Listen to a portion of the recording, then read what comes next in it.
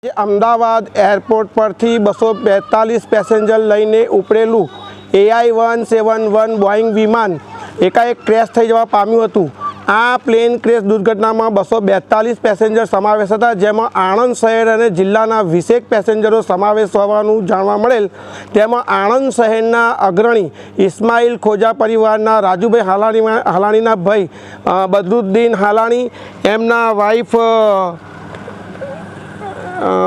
Wife Halani Yasmin Badruddin અને હાલાણી મલેકબેન હાલાણીનો સમાવેશ થાય છે। આ ઉપરાંત આણંદ શહેર અને ગામડાની બીજી યાદી જોઈએ તો એમાં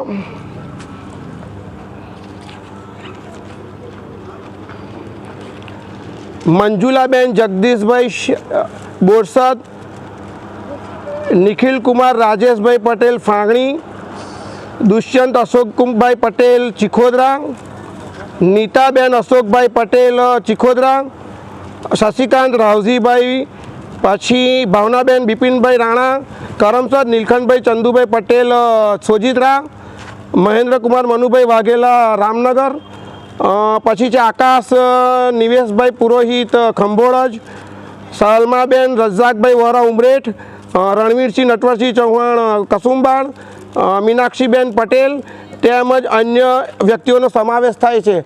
આ પ્લેન ક્રેશ દુર્ઘટનામાં જે લોકો મુસાફરી કરતા હતા તેમના મૃત્યુનું હાલ કન્ફર્મેશન નથી, પરંતુ એમને પ્લેન ક્રેશ ઘટનામાં હતા એ નક્કી છે। વધુ માહિતી માટે અમારી સાથે જોડાયેલા રહો। અલ્તાફ શેખ સાથે સાજિદ માલિક, ડી મિરર ન્યૂઝ આણંદ।